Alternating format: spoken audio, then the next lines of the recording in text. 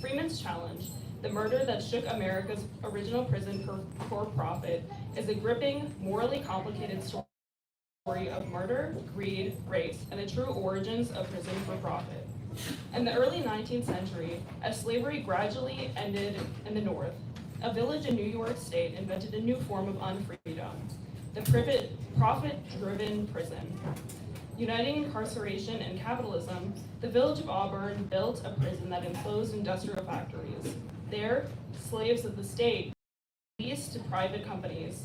The prisoners earned no wages, yet they manufactured furniture, animal harnesses, carpets, and combs, which consumers bought throughout the North. Then, one young man challenged the system. In Freeman's Challenge, Robin Bernstein tells the story of an Afro-Native teenager named William Freeman who was convicted of a horse theft he insisted he did not commit and sentenced to 5 years of hard labor in Auburn's prison.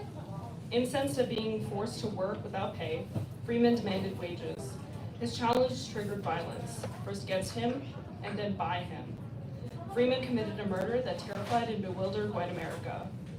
And white America struck back, with after effects that reverberate into our lives today in the present myth of inherent Black criminality. Through one Black man, his family, and his city, Bernstein tells an explosive, moving story about the entangled origins of prison for profit and anti-Black racism. Here to tell us more, Koritha Mitchell and Robin Bernstein.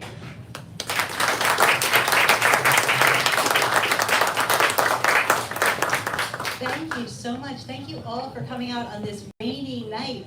Thank you all for being here. I appreciate it so much. I want to thank Myra and Silas and everybody at Brookline Booksmith for making this happen. And I want to thank Koritha Mitchell, who is somebody I have been thinking with and learning from and learning with for decades, and was a huge influence intellectually on this book. So it is such a thrill and an honor to be here with you. Thank you so much. I want to start by just saying a few words about Freeman's Challenge and also showing you just a couple of images. I'm going to talk for under 10 minutes, and then we'll have conversation and then Q&A. So my book is about how prison for profit started in the North 50 years before the Civil War. This is a surprising fact to a lot of people. A lot of people, when they think about profit-driven prison, they think about the South, and they think about the South after the Civil War. They think about the 13th Amendment, which outlawed forced labor except as a punishment for crime. So a lot of people think about that the South invented prison for profit as a way to re-enslave African Americans after the Civil War. Now that's not wrong, but it's only half the story. In fact, profit-driven prisons began 50 years earlier, and they began in the North, not the South. Specifically, they began in New York State. So the problem with starting the story in the middle is that it has the effect, the inadvertent effect, of letting the North off the hook. What I wanted to do with Freeman's Challenge was put the North back on the hook. So I wanted to tell the story of Northern prison for profit, which did originate in the wake of slavery, but it was slavery by another name, but it was originating in the wake of Northern slavery, not Southern slavery. So I wanted to tell this story, and I wanted to tell it in a way that was so vivid that people would not forget it. I wanted to tell it in an unforgettable way. So what I decided to do was tell it through one person, and that one person is William Freeman.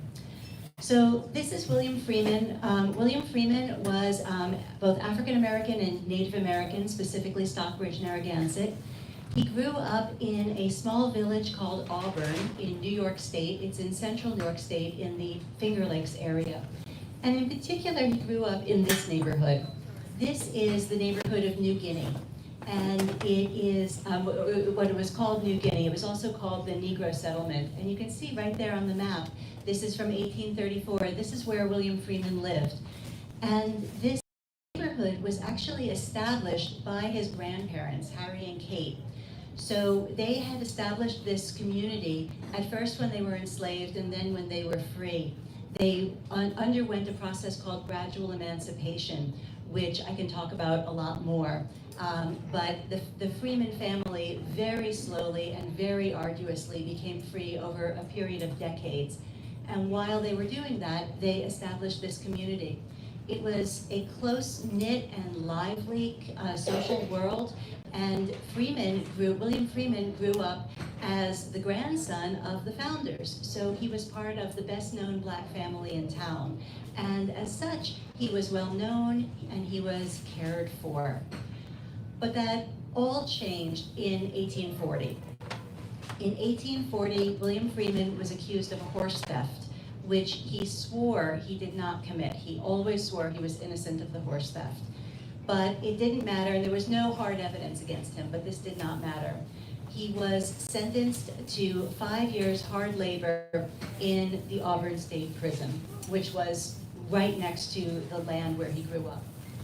So this is the Auburn State Prison, and what's special about it is that this is the prison that invented the idea that a prison should be an economic force. To us, that's kind of a that prisons create jobs, prisons have economic productivity. To us, that's common sense. But the only reason that's common sense is because this prison right here invented it. So the prison was built around factories, and the prison was built in relation to that river there. The purpose of putting the prison right next to the river was that the river created water power that could power factories. So the prison was literally built in relation to the idea of factories. So those factories were enclosed within the prison, and prisoners were forced to labor there 12 hours a day for no money at all. And William Freeman was forced to labor in the Haim shop. So if you look at the word state in state prison, immediately above the S in state, you'll see the Haim shop. A Haim shop makes animal harnesses. So that's where William Freeman was forced to labor. He was forced to file iron, file it with a file, iron 12 hours a day for years. And this is what the prison looked like from the outside. So what you can see is that, first of all, it's huge. And it looks like a giant factory because that's in fact what it is. The prison still exists. This is something that I'm sure we can talk about, and it's still open. It is still a functioning prison. It's actually today the oldest continually operating maximum security prison in the United States. And I have been inside the prison, and I have also walked around the perimeter of the prison. To walk around the perimeter of it takes about 40 minutes. So that gives you an idea of how huge this thing is. Every smokestack that you see marks the location of a factory. So again, this shows you how much labor was happening in this prison. And then the last thing that I want to point out in this prison is in the lower left-hand side, you can see a train. And that's really important because it tells us a couple of things. The first is that the town was growing in relation to the prison. The train tracks were laid down next to the prison because they were bringing raw materials to the prison, they were bringing finished consumer goods away from the prison, and they were also bringing people to and from the prison, in particular, tourists. The Auburn State Prison was actually a tourist destination, and it was on a route that took people from Auburn to Niagara Falls. So tourists were coming through, and we can talk about this a lot more, and viewing the prison and staring at the prisoners who were working there, who were being forced to work. It was a spectacle. It was a for-profit spectacle. So that's one reason that the train is really important. It shows how the town was growing economically in relation to the prison, which was the scheme all along. But then the last thing I want to point out about that train, the last reason that the train is important, is that that trains were actually one of the products that were manufactured inside the Auburn State Prison. Locomotives were built inside the Auburn State Prison, and they were built there while William Freeman was there. So that train that we're looking at right there, it could have been built inside the Auburn State Prison and then rolled directly onto those tracks. So this is the behemoth that William Freeman was challenging. He wasn't just challenging a prison, he was challenging a prison that had a revolutionary perspective on economics and on incarceration. And he was also challenging a town economically dependent on the prison, economically completely entangled with it. And it's also just huge. And this is what he challenged, starting upon his immediate incarceration when he was 15 years old, and then he continued to challenge it. And that's what the book is about. It's about what he challenged, how he challenged it, and what the immense fallout from that challenge. So thank you all for listening, and now it's time for conversation.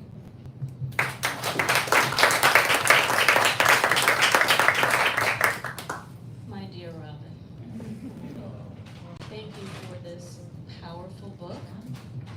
Is it on? Okay. Thank you for this powerful book. Thank you for the incredible work you've done in it. And thank you so much for allowing me to be in conversation with you about it. It is a deep, deep honor. You know, we go back decades, and I've been thinking and learning with you for decades, and I am honored to be in conversation with you today. I am absolutely blown away by what you have done in Freeman's Challenge. And I think where I want to start is, as I've been living with your words, I'm struck by how unique Freeman is, how unique the story is, how much Freeman's story sheds light on so many foundational issues that we're still wrestling with. But I'm also struck by the way you tell the story so elegantly. So I want to begin by asking you how you decided to take up this project. How did you get hooked on it? Was it Freeman? Was it the issues? Was it some combination? Where did this begin that you were devoted to take this journey? Because with the archival research and everything else that you've done, it's been a journey. It's been a journey. Oh, thank you so much for that. That is so kind and generous. I wrote the book because I couldn't stop writing the book. I was completely hooked from the beginning. So the way I got hooked was I stumbled across the story completely by accident, and I found it in a footnote. So I found a footnote about a theatrical production that was staged in 1846, where in this theatrical production, a black man killed white people. Now, one of my fields of knowledge is theater history, which is the same for you, and I knew immediately that this was this was unheard of. This was completely unheard of, because in 1846, in the mid-19th century, white people were so frightened of the specter of black-on-white violence, the possibility of black-on-white violence, they did not want to see it represented on stage. And they would even doctor performances of Othello to avoid that spectacle. So I knew that this performance should not have existed. It was very, very strange. And my question immediately was, what happened in Auburn in 1846 that would cause white people to behave so differently from white people in other parts of the United States? I knew that something race-shaking had to have happened for white people to behave in that way at that time. And so the question was, what? What had caused this bizarre behavior? And so I started researching. And immediately what I learned was that the story that was being represented on stage had elements of truth in it, that it was reflecting a murder that really did happen, and the murderer was William Freeman. And I'm not giving away anything when I say that. I give it away in the first couple of pages of the book that Freeman does commit a murder, and that this is what we are grappling with here. So this raised a whole lot of questions for me. Who was he? Why had he done what he did? And most importantly, why was his challenge, why were his actions so threatening to white people? Because it couldn't have been simply that it was a murder. There are other murders. It can't be simply that it was a black on white murder. There are other black on white murders. It had to be something so much more. And this is where I think I really learned from you how to think. What I recognized really early on was that these white people were really threatened. And he must have done something beyond the simple fact of the violence to really threaten them on a fundamental level, and that they were reacting to him. And so the question was, what had he done that was freaking them out so much? And the more I dug and the more I pulled, the deeper the story got and the more important the story got. That's so amazing to know, because we don't find out about this performance until the end of the book. Yeah.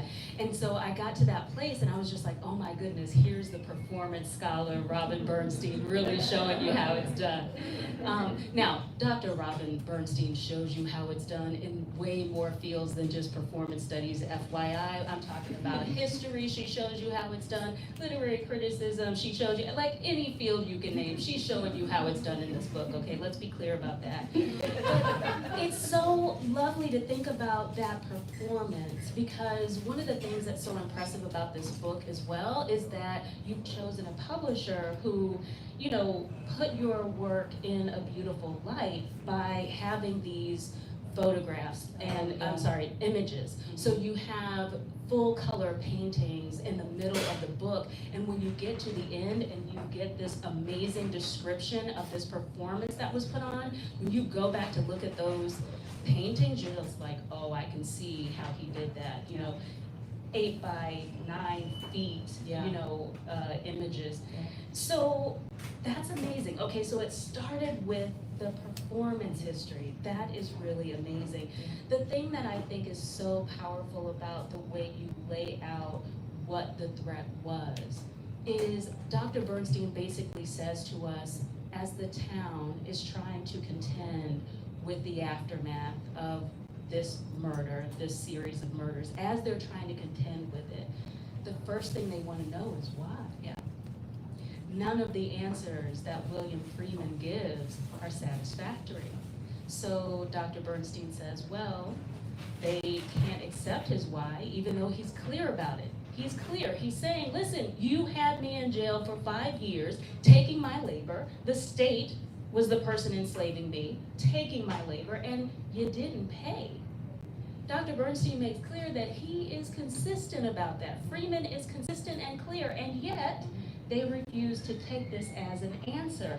So Bernstein says, okay, you're not going to accept the why. Let me show you how this town then gets obsessed with the how. So she walks you through that.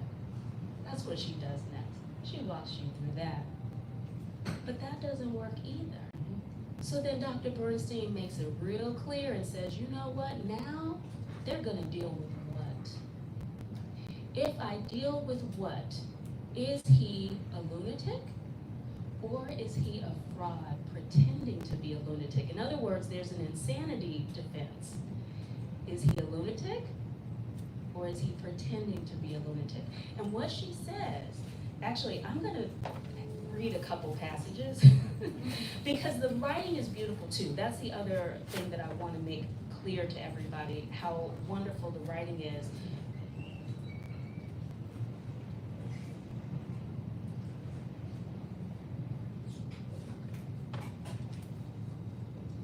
Okay, I don't want to give you too much silence, so let me not go there right now. But I can't get a why.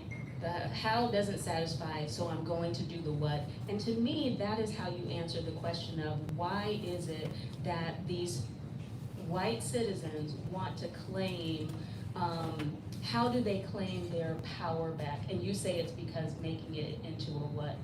So one of the questions that I wanted to ask you actually has to do with the way that you lay out for us at the very beginning, that Auburn as a town, as it's making its prosperous township through the jail, that the jail is also a point of real pride. And it feels to me like that is a groundwork that you lay at the beginning of the book, is that you give us that sense. So if you'll share some of that. Sure, thank you. So the Auburn State Prison, as I said, it invented a new economic strategy, which did not exist before. Before the Auburn State Prison, prisons basically existed for some combination of three reasons. They could exist in order to punish people, exist in order to control people, basically to take them off the street, or they could exist in order to reform people, to help them become better in one way or another. I mean, these were the stated purposes of prisons. But the Auburn State Prison was created not by people who were interested in justice. It was created by white entrepreneurs in Auburn, New York. And what these white entrepreneurs wanted was success in business. And what they wanted in particular was to transform Auburn from a tiny little village into a city. They came up with a novel concept, which was to take state money, because this was a state prison. This was never a private prison. So there was money available. The state was accepting bids to build a state prison. And these white entrepreneurs got this idea to bid, not for the purpose of controlling or punishing or improving people, but for the purpose of getting that state money. So it was $20,000, and this was 1816. That's about $500,000 in today's money. This is for a village with 2,000 people. So you can imagine if you've got a village with 2,000 people and all of a sudden you've got $500,000 flowing into that village, it's going to transform everything. And it wasn't going to be just a one-time thing either. It was going to be money every single year forever flowing into this tiny village. So what these white entrepreneurs got this idea, they hatched this scheme that this was a way to transform Auburn. Now to us that sounds really obvious, but it wasn't obvious at the time. This is why that's obvious. So if, for example, if you have in your mind the idea that, yeah, of course prisons create jobs, of course they do. If that seems like an of course in your mind, it's an of course because Auburn planted that idea in your brain 200 years ago. This is where that idea came from, and it's a bizarre idea. We should notice how weird this idea is. And this is what part of what I want to do in this book is show the weirdness of this idea. So this was Auburn, and this is exactly what William Freeman challenged. He basically was refusing to work.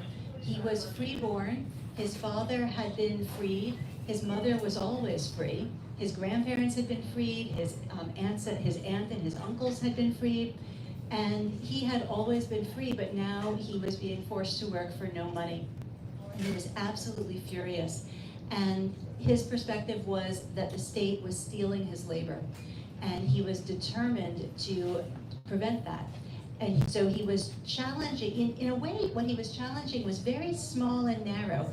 He wasn't saying the prison must close. He wasn't even saying everybody should be paid. All he was saying was, I want to be paid for my work. And one of the realizations I had as I wrote the book was that part of the strength of his claim came in its very narrowness, that it's very hard to look somebody in the face and say, you worked for 5 years and you deserve nothing. It's in some ways the narrowness of the claim was part of its power and part of its threat, because remember, the Auburn State Prison was the economic core of the town, and you brought up the issue of pride. It was the pride of the town. It was what had made the town literally internationally famous, because the minute this prison opened its doors, it was immediately imitated. It was imitated all across the United States. It was imitated in the South. It was imitated in the West. It was imitated in Europe. A great example is San Quentin. San Quentin was opened in the 1850s in California on the model of Auburn. This was completely explicit. And so the Auburn State Prison was the name of the prison. It was the name of the town. It was the name of the system of prison for profit. The Auburn system was this. And so this was a source of pride and identity, as well as the core economic force in the town. So when William Freeman challenged that, people got really scared. Well, I should back up and say, first he challenged it in words, and nobody got scared. He challenged it in words, he challenged it through his own resistance to work in the prison, When he challenged it in words, he was dismissed and he was laughed at. When he challenged it by withholding, he was beaten horribly, and he was also waterboarded. This prison invented a new form of waterboarding. It was a very violent place. And at one point, he was beaten so badly for refusing to work that he sustained a brain injury. And he also became almost completely deaf as a result. So he resisted first in words, he resisted in action, and he was getting nowhere. And then after he was released from the prison, he resisted with violence. And then once he resisted with violence, laughing at him was no longer an option. Dismissing him was no longer an option. Even being violent toward him was no longer a satisfying option that could actually quell the threat. So at that point, what white people had to do was they had to silence him, they had to shut him up, because what he was saying was so threatening. And you can't silence somebody just by silencing them. You can't do that. What you have to do is make up your own story to cover up the story they're telling. And so they, as Dr. Mitchell mentioned, they refused to hear him, even though he was being completely clear about why he did what he did.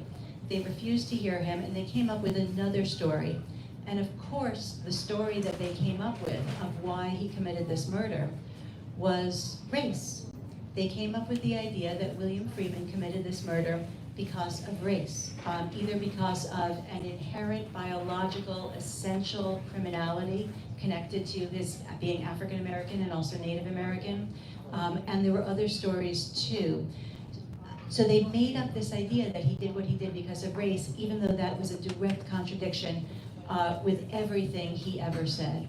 And they also decided that he was simply a lunatic, and so that there was no rationality at all in what he was saying. I mean, that is why what you've done is so powerful, because you allow us to see the force of creating this narrative of Black criminality. Dr. Bernstein really shows you how if you create this idea of Black criminality, then it ensnares me every time I show up. Mm-hmm. I don't have to do anything in particular for it to ensnare me. And I think that you did an amazing job of showing us exactly why that became such an investment, and shifting my thinking about when it became an investment. Yeah. I mean, you show us that it's much, much earlier than I would have thought. Yeah.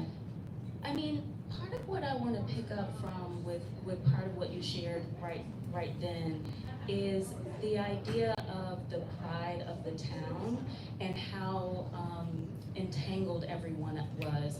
Part of what you'll learn in Freeman's challenge is the way that ordinary citizens aren't necessarily getting rich off of the prison, but they are making money in various ways. So there's the cocoon with the silk industry and that kind of thing. I think I want to take this opportunity. First of all, please know that I am watching the time, and I'll make sure that there's Q&A with all of you all, so I am paying attention to that. But one of the things that I wanted to read, I want to go ahead and take that opportunity now, because part of what you said that I think is absolutely true is that you wanted to tell the story in a way that would stay with us, that would be powerful, that Freeman would live with us. And I want to give you a taste of how Dr. Bernstein accomplishes that. This is a moment when William Freeman has come back home after these 5 years of having his labor stolen and having been beaten so brutally and everything else. But Dr. Bernstein is giving us a sense of what does it mean to now be free from the jail, but to return to a strange place. Your home, but a strange place. Throughout the 1840s, Irish Americans moved onto the blocks that had once defined Black Auburn. Meanwhile, Auburn's Black newcomers developed a fresh set of social connections that did not include William Freeman. They had not grown up venerating Harry and Kate Freeman, and they had not known William as a child. They had little reason to care about the deaf, angry, hard-drinking man who spoke in a low monotone, gestured off rhythm, and frightened even his family. The world that William Freeman remembered had been lost to him, occluded by a new one, alive with strangers, seemingly flush with money in everyone's hands but his, and to his ears, muffled. Those are moments that you will not forget William Freeman. You will not forget how he was beaten and lost his hearing. And that's one of the ways I think that Dr. Bernstein accomplishes that. One of the things that I found so powerful are some of these chapter titles. So we've got Back Pay and Payback, and you give us a sense of the different meanings that back pay and payback takes on for William Freeman, and then a chapter called Work, where we get a very intense sense of what work means in that chapter. Can you talk a little bit to us about one or both of those chapters? Like, what was writing that like? Because part of what I really want to ask you is, we know where the project started with that performance, and then you did the archival research to produce this amazing book. I wonder if writing this book has changed you as a writer as well. And so if maybe you could answer that maybe through one of those chapters, Back Pay and Payback or Work, if that's helpful. Yeah, this book has changed me so much. The book has changed me in so many ways. So I think one way that it changed me was before I answer your question, one way that it changed me, it changed how I thought about prisons. One of the realizations I had as I started, because when I started writing this, I was not an expert in prisons. I had to come to that. I had to do all of that study and read an enormous amount and join in conversations about prison history in order to really understand what William Freeman was challenging and why it mattered. So this book changed how I thought about prisons. Before I started this project, I really had kind of a middle of the road vision of prisons, and I thought that prisons were terrible things and that there should be fewer, and I thought that prisons were racist and that they should not be racist. But it was a base level on which I kind of bought the idea that prisons were necessary. And when I did the research for this book, one thing I discovered was that it was the prison that convinced people that prisons were necessary. And that the prison convinced people of that really early on, even before it was actually completed, even before the prison was done being built. People were utterly convinced that it was completely necessary. And they were convinced of it in part because their consent was bought. Their consent was literally bought with economic prosperity. So again, this idea that I had embedded in me, I discovered that it was embedded in me 200 years ago, and that made me suspicious of it. So that was a huge change for me. Another way that the process of writing the book changed me was that I realized as I was completing this very deep archival research, prisons are bureaucracies, and as bureaucracies, they produce an enormous amount of paper, an enormous number of words, reports and diagrams, and so much. And as I was reading hundreds and hundreds of pages of documentation on the prison, what I realized was that everything I was reading was a lie. Every single thing. All of these reports, they were all designed to conceal the crimes that were being committed by the prison itself. And that was also enormously eye-opening to me. So it really changed how I think about prisons. And I came to realize that prisons need to justify themselves. Like, why should a prison exist? That's the question that we should all be asking when we know that prisons in Freeman's day and today are deeply corrupt. They are sites of criminality. They have convinced us, they have bought our consent. What is the justification for them? So these are some of the questions that I think about now that honestly in 2015 when I started this project, to be totally honest, I wasn't thinking about. How it changed me as a writer. This was a hard book to write. This was a really hard book to write. It was a hard book to research. It was a hard book to deal with the violence of it, but also the depth of what Freeman actually did to actually try to do justice to what he was taking a stance for was very difficult. And along the way, I came upon a strategy for how to write this book. Every time I got stuck, every time I wasn't sure how to move forward, I stopped and I asked myself, at this moment in the story, what could William Freeman see? At this moment in the story, what could William Freeman hear or not hear because he became deaf?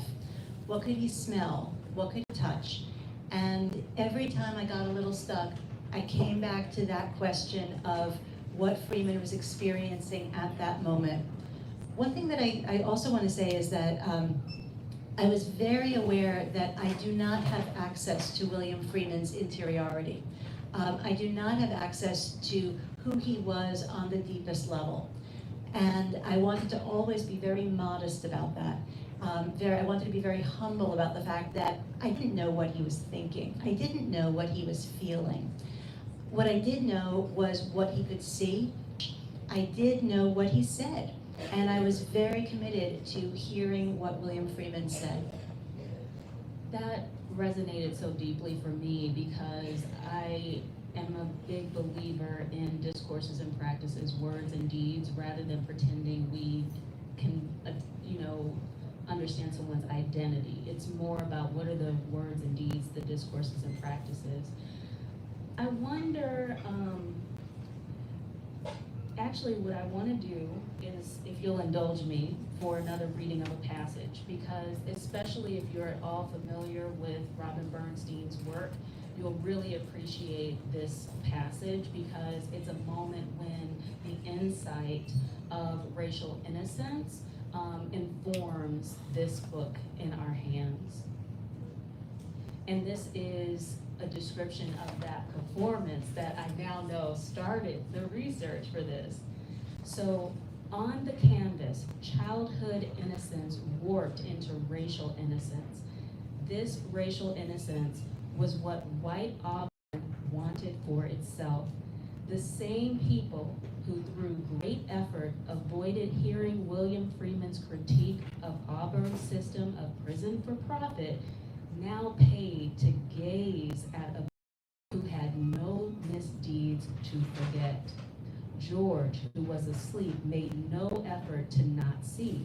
His serene ignorance, innocence seemed as natural, as essential as his youth, as his pale skin.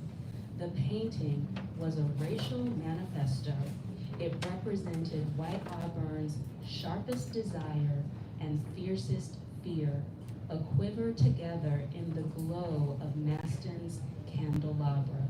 Again, another beautiful passage that I just wanted you to have a taste of the beautiful writing in this book. One of the things that you just kind of highlighted in your previous answer was the way that Freeman constantly refused to suggest that race had anything to do with this. And then you give us a moment where you let us understand that Douglas's paper also acknowledges that race is not anything to do with it. And so I guess I wanted to ask you to expound on why it's so important that they insisted that it wasn't about race and that they insisted that it wasn't about some kind of emotion, but that it was just about this clear, logical claim, I should be paid. Mm-hmm. So wait, what do you mean by they? That Freeman was insisting on that? That Freeman insisted on it, and then when Douglas acknowledged it in Douglas's paper, Douglas kind of highlights it's not even emotional, it's logical. Right, right. So, this is a reference to Frederick Douglass, who a lot of a lot of African Americans had to respond to, they had to deal with what Freeman unleashed. So Freeman's challenge was so threatening to white people, and then African Americans had to deal with the fallout. So, and one of those people was, of course, Frederick Douglass. So Frederick Douglass was in New York State at this time, and I'll just give like a really big overview, which is that before Freeman committed this murder, Auburn was not a major stop for Black abolitionists. And Black abolitionists were not terribly interested one way or another in Auburn. And Black people in New York in general had some of the same attitudes toward the Auburn State Prison that white people had, which is to say they were also economically tied to the prison. William Luke was an example of somebody, of a Black person who became prosperous directly because of the Auburn State Prison. His Uncle Luke was a barber. And so as a barber, he was not doing any direct business with the Auburn State Prison, but Luke had a barber shop which was in the American Hotel, which was a hotel that catered to the tourists who were coming to the Auburn State Prison. So Luke got this statewide reputation because people would come to Luke, they would get treated to barber services, and then they would continue and they would spread the word. So this is an example of how the consent of Black people was also being purchased. And then, and so Black abolitionists were not terribly interested in Auburn, but then immediately, and I do mean immediately, after Freeman committed this crime, and after his trial, we haven't even talked about the trial. The trial went very big, very fast. It was a national event. Immediately after this very public and very violent silencing of Freeman, what happened was abolitionists, Black abolitionists, including Frederick Douglass, came to Auburn, and they became interested in Auburn for the first time. And what they did in Auburn, they did not argue about Freeman. They did not defend Freeman. They didn't even argue about the prison. What they did was they came to Auburn and they told their own stories. And Auburn, very quickly after Freeman's challenge, Auburn became a center for abolitionist publishing. Frederick Douglass's My Bondage and My Freedom was first published in Auburn. 12 Years a Slave was first published in Auburn. And Harriet Tubman came to Auburn, and she came to Auburn and she chose to live there for the second half of her life, from the 1850s until her death in 1913. Harriet Tubman lived 2 miles away from the Auburn State Prison, and she knew many members of William Freeman's family. So Auburn became a magnet for Black abolitionists shortly after Freeman's challenge. Amazing. I definitely didn't know about all of those slave narratives being published out of Auburn. I promised I would transition into Q&A, and it is now time. So comments, questions, concerns from the floor.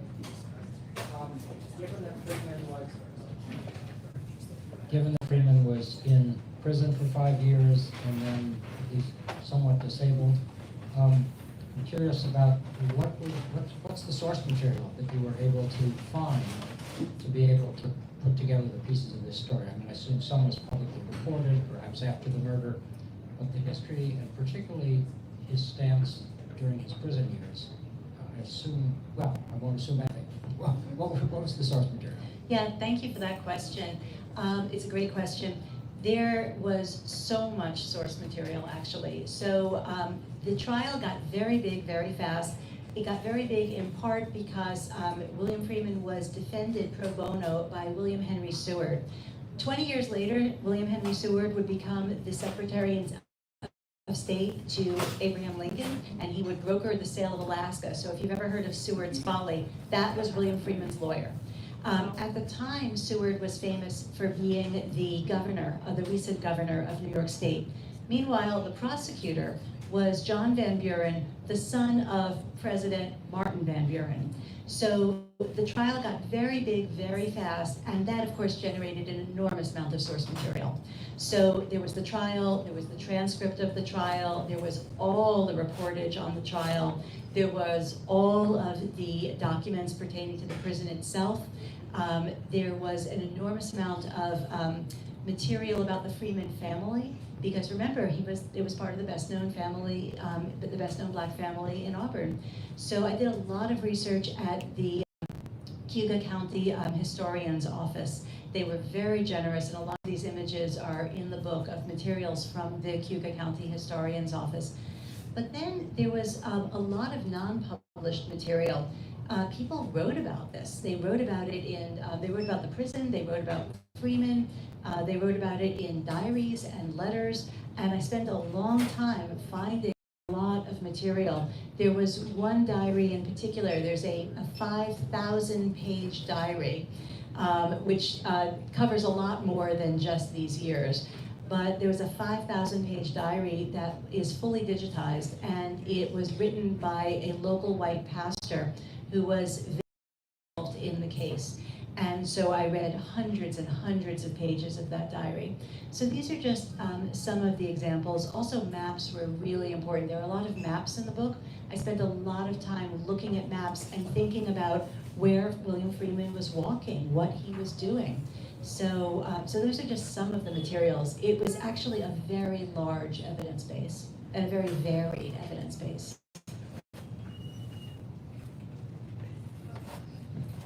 Does the play still exist? And if so, could you talk about just the structure and just more details about the play itself? Yeah, so it was a specialized kind of performance. There's a specialized word for it. It's called a cantastoria. What it basically is a performance with paintings. So this white guy, George Maston, had these enormous paintings made for him. And as Professor Mitchell mentioned, they were 10 feet by 12 feet. They were enormous. He commissioned these paintings. And then what he did was he stood in front of the paintings and he narrated them. And 4 of the paintings showed the crime and what Maston assumed would be the punishment. So these are enormous, extremely disturbing, gory images that Maston had made, and they are in the book. So, and his script is also extant. So the paintings and his script and a whole lot of other materials too, including a photograph of him, the performer, they're all in an archive in Cooperstown, New York. So I went to Cooperstown, and this goes back to the evidence question, and the paintings are in a dark storage facility, and I literally crawled into that storage facility to look at these paintings. And yeah, so it's not a play per se, but it is a performance, and the script it still exists. And it should not be restaged, ever. But her description of the performance is stunning in the book. Thank you. Thank you for a great talk, and I'm really excited to read the book. I'm just curious, a couple of related questions. Number one is, New York's gradual abolition law in the early 19th century, did it include a provision permitting, similar to the language of the 13th Amendment, permitting involuntary servitude as a condition of a crime? And then, apologies for the 13th Amendment, some scholars have written that there wasn't much debate or discussion about that provision because it wasn't well used in the North up to the ratification of the amendment in the 1860s. And so I'm curious how well known Auburn was by the ratifiers of the 13th Amendment, and if it came up in congressional record or discussion, was it more well known than later historians have thought? Okay, so a lot of questions there. So the Auburn system was extremely well known by the 1860s because the Auburn system quickly became the dominant system, and it was called the Auburn system. In some ways, the Auburn system ultimately eclipsed the Auburn prison itself. The Auburn prison became just one example of the Auburn system. So were the framers of the 13th Amendment, were they thinking about the Auburn prison? I don't know. Were they thinking about the Auburn system? Absolutely they were. So that's my answer to the first, to the second question, actually. The first question, was there a provision like the 13th Amendment in the gradual emancipation laws? No, not in New York State there were. There were in some other states in the North, but not in New York State. And that's in part because the New York State system of gradual emancipation actually freed nobody for the first 28 years. So what the way gradual emancipation worked in New York State, and there were some states that are similar and some that are different, what it did was it freed babies that were born of enslaved people. So it basically said, you know, if you're enslaved, you continue to be enslaved, but your baby is born non-enslaved. But I won't say free, because babies were born indentured. They were indentured to their parents enslavers, and that was the case. Harry and Kate were enslaved. That was William Freeman's grandparents. They had, and the first Gradual Emancipation Act launched in 1799. So if you were born of enslaved parents before 1799, you were enslaved. If you were born after 1799, you were technically non-enslaved, but you were indentured. So Harry and Kate had two children who were born before 1799, and they were born enslaved, and one of them was William Freeman's father, James.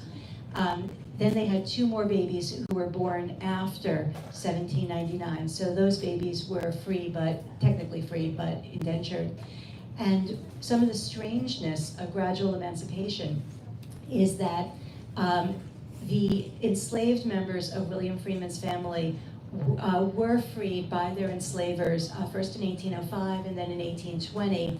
Meanwhile, the supposedly free members of the Freeman family were held in indentured servitude until later. So what that meant was that the first free members, the first supposedly free members of this family, actually were the last ones to become free. So these were some of the snarls of gradual emancipation. It was an excruciating process, and it also created mixed status families, where you had families where everybody in the family had a different status with regard to slavery and indentured servitude. It was a brutal system. And the indenture was age 28 and 25, right? Yeah. 28 for men and 25 for women, Yes, something like yes. that. I don't want to go over on time, so I want to invite Dr. Bernstein to maybe give us a final comment. Oh, thank you. Well, I think the final comment that I want to make is that, first of all, thank you all for coming. This was wonderful. And the final comment that I'll make is that there are two bills coming up before the New York State Assembly this month. And one is called the No Slavery in New York Act, and it stands to eradicate forced labor in New York State prisons, because prisoners today in New York State prisons, they have no choice about whether to work. And the Auburn State Prison in particular, it is now called the Auburn Correctional Facility, and it is still, to this day, a factory. It is still a giant factory. And what is manufactured there right now is license plates. Every single license plate in New York is manufactured in the Auburn Correctional Facility. Every single one. And so if you have ever seen a New York State license plate, you can know that it was built by men, and it's only men, who are literally walking in William Freeman's footsteps. So there's a bill that's coming up before the Senate and the Assembly right now, and if you want to learn more about it and help it pass, you can go to 13th Forward, 13thforward.com, and you can learn more about this bill. And if this bill passes, it will actually fulfill Freeman's challenge. It will actually end that story. We can end that story this month.